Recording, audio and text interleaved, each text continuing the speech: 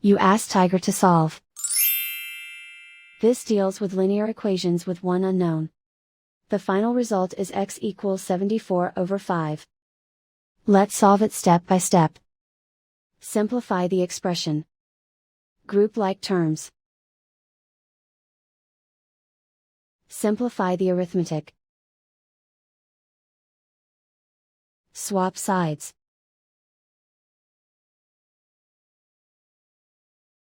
Group all constants on the right side of the equation.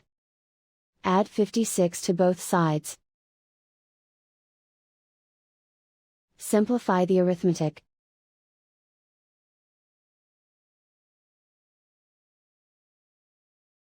Isolate the v.